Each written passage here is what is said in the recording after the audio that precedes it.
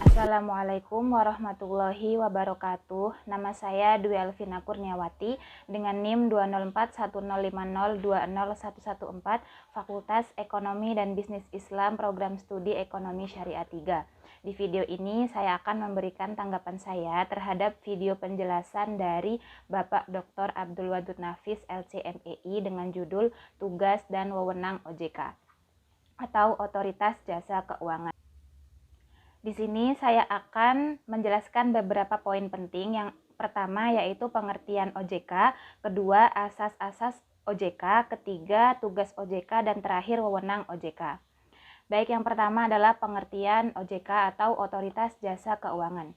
OJK adalah sebuah lembaga negara yang memiliki fungsi dan tugas dalam penyelenggaraan sistem pengaturan dan pengawasan terhadap industri jasa keuangan secara terintegrasi.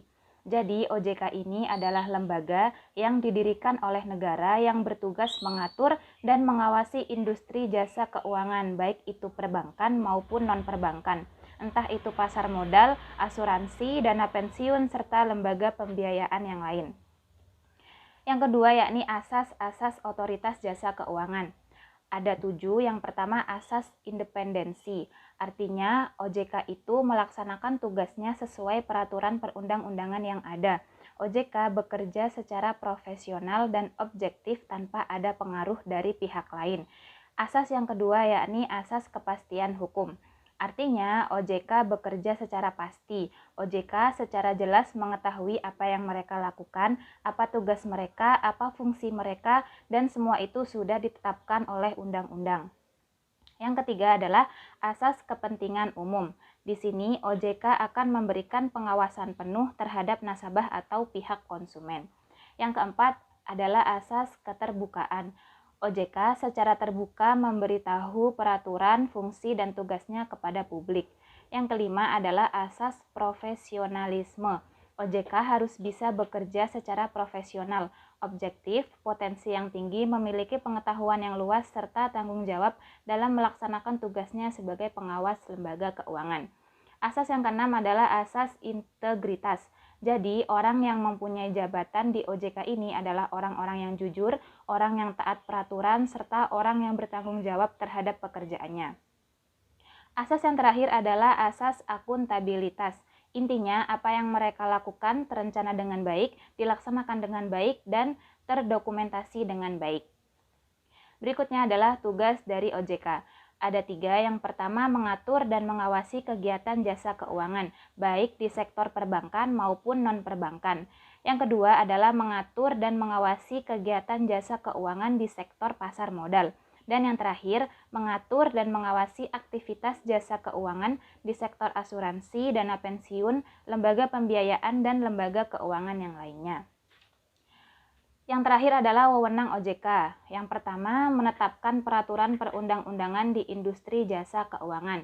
Kedua, membuat dan menetapkan peraturan tentang pengawasan di industri jasa keuangan. Ketiga, membuat dan menetapkan kebijakan tentang pelaksanaan tugas OJK. Keempat, mengatur tentang tata cara penetapan pengelola statuter di lembaga jasa keuangan. Kelima, mengatur tentang struktur organisasi dan infrastruktur, serta pengelolaan kekayaan dan kewajiban.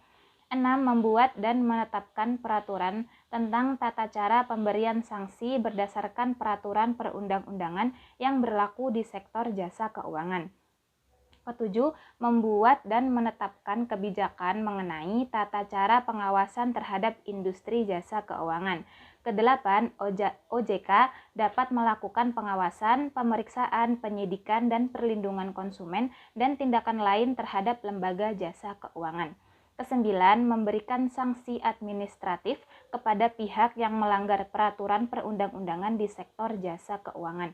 Dan yang terakhir adalah OJK berwenang memberikan dan atau mencabut izin usaha, pengesahan, dan penetapan lain dalam peraturan perundang-undangan di sektor jasa keuangan.